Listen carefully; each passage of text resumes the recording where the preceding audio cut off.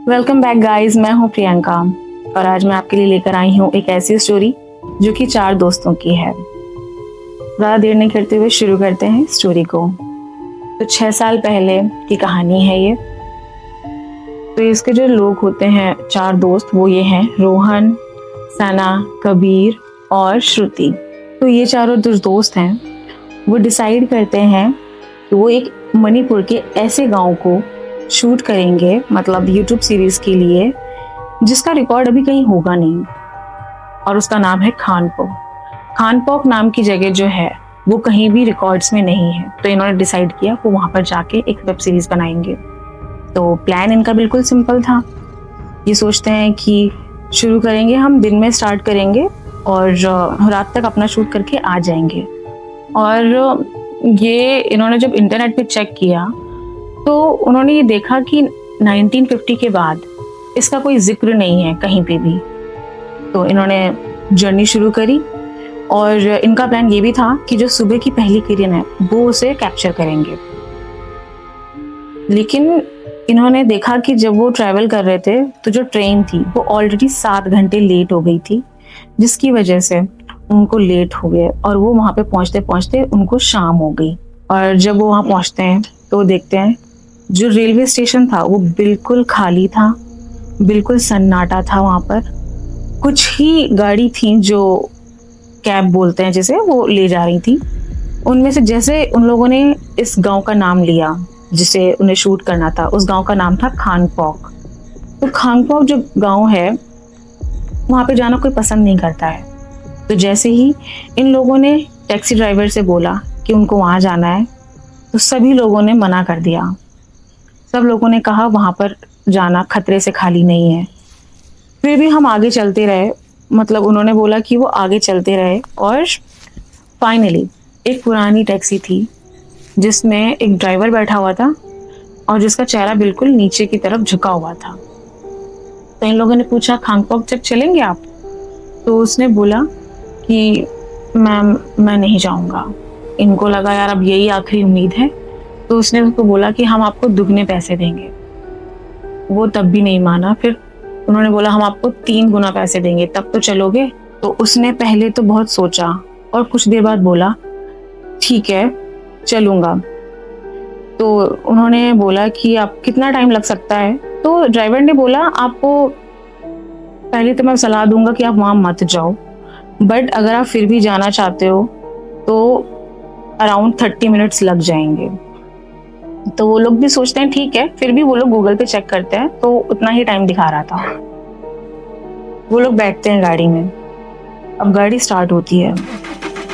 Driver बिल्कुल चुपचाप बैठा हुआ था। इन लोगों को चलते चलते करीब 1.5 से 2 घंटे हो जाते हैं। लेकिन वो जो उन्होंने मैप लगाया था ना, उसमें उनको ना जीपीएस उनका वही दिखा रहा था कि वो स्टिल वहीं पे खड़े हैं। इतना देर तक चलने के बाद भी वो लोग वहीं खड़े हैं, ऐसा उन्हें अपने फ़ोन में दिख रहा था। 15 से 20 मिनट बीतने के बाद जब रोहन को गुस्सा बढ़ने लग गया तो रोहन ने पूछ ही लिया कि ड्राइवर से कि भैया कितना और टाइम लगने वाला है। तब ड्राइवर ने कुछ जवाब नहीं दिया। वो चुपचाप गाड़ी चलाता रहा। उनके फ़ोन के सिग्नल सबके गायब थे और अभी भी उनके फ़ोन में वही दिखा रहा था 3 किलोमीटर अभी भी बाकी है रास्ता। तो इन लोगों ने डिसाइड किया कि अब गाड़ी से उतर जाना चाहिए और हमें नहीं लगता कि हम आगे जा पा रहे हैं। इतने में ही उन्होंने एक चीज़ नोटिस की कि इतनी देर से वो चले जा रहे हैं बट जो जो रास्ता है वो सेम है। बार बार ब्रिज आ रहा है और एक बरगद का पेड़ था जो सेम है, बार बार आए जा रहा है। इन्होंने ये चीज़ 10 से 15-20 मिनट तक नोट किया कि रास्ता तो चल रहे हैं हम लोग, कहीं मुड़ भी नहीं रहे हैं और ना ही किसी तरफ हम लोग बैक करा है हमने, लेकिन स्टिल हम बार बार उसी लूप में फंसे हुए हैं। ऐसा करते करते 2-3 घंटे बीत गए थे। अब सभी लोग पैनिक करने लग गए थे। चारों के चारों लोग दोस्त बिल्कुल घबरा गए थे कि ये हो क्या रहा है, इतनी देर से गाड़ी चल रही है और हम कहीं पहुंच नहीं पा रहे हैं। तो उसमें से जो सना थी उसने बोला कि इस रोड पर कुछ तो है, कुछ तो गड़बड़ है। तो ड्राइवर बताता है कि मैंने गाड़ी कहीं नहीं मोड़ी है, मैं आपके सामने स्टिल सीधा चलाता जा रहा हूँ, लेकिन स्टिल हम लोग एक ही जगह रुके हुए हैं। तभी ये लोग एक आवाज सुनते हैं, गाड़ी के जस्ट पीछे से आ रही थी।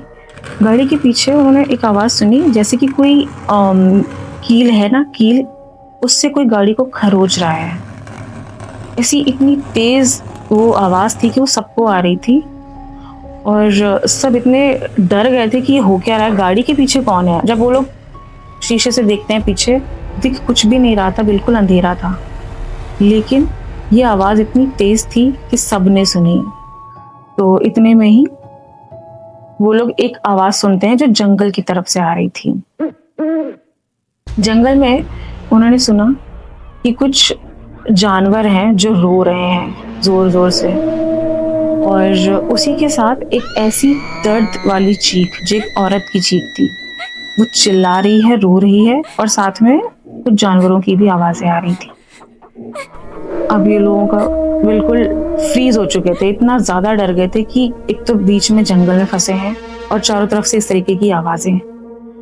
इतना सब कुछ देख के सना वहां पर रोने लग गई थी। तो उन लोगों ने डिसाइड किया कि वो कार से निकल जाते हैं। जैसे ही उन लोगों ने कार से निकलने की कोशिश करी, ड्राइवर ने सबको रोक दिया।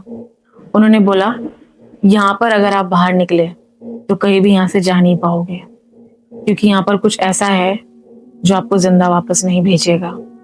तो उनमें से जो कबीर था वो पूछता है, कौन है वो, और आप अगर इतना ही ये सब बुरा है तो आप एक काम करो, हमें वापस ले चलो, हमें नहीं जाना उस गाँव। तो ड्राइवर एक अजीब सी क्रीपी सी स्माइल करता है और कहता है, पीछे मुड़ के देखो। जब उन लोगों ने पीछे मुड़ के देखा तो उनको दिखाई दिया बिल्कुल काला घना अंधेरा, जैसे कि वहां कोई रोड नहीं थी। अब वो लोग इस जंगल में फंस चुके थे। उन लोगों ने अपने फोन में देखा तो जो जीपीएस था वो बार बार फ्लिकर हो रहा था, कभी वो कहीं दिखा रहा था, कभी साइड में दिखा रहा था, कभी आगे दिखा रहा था। वो बिल्कुल भी स्टेबल नहीं था, फोन में कुछ ना कुछ प्रॉब्लम्स आ ही रही थी। 3 किलोमीटर दिखा रहा था, अभी भी रास्ता इनका पेंडिंग है। इतना सब कुछ हो ही रहा था, तब तक इन्होंने आगे सुना कि वो जो आवाजें थी, जो रो रही थी औरत, वो अचानक से अब हंसी में बदल गई थी। अब वो रो नहीं रही थी, अब वो हंस रही थी, ऐसी डरावनी हंसी जो इन लोगों ने शायद पहले कभी नहीं सुनी। तभी श्रुति ने अपने फोन में हनुमान चालीसा चला दी। थोड़ी देर हनुमान चालीसा चलने के बाद सब कुछ नॉर्मल होने लग गया, और उन्हें थोड़ी ही देर बाद एक मुर्गे की बांग सुनाई दी, और सुबह हो गई थी, इसीलिए सब कुछ नॉर्मल होने लग गया था। जैसे ही उन्होंने देखा कि सामने से जो धुंध थी वो हट रही थी, और वो लोग उस चीज को देख के बिल्कुल चौंक गए कि जहां पे हम लोगों ने शुरू किया था अभी तक वो वहीं पर ही है। वो बिल्कुल 1 सेकंड भी आगे नहीं बढ़े थे, वो वहीं पर खड़े थे पूरी रात।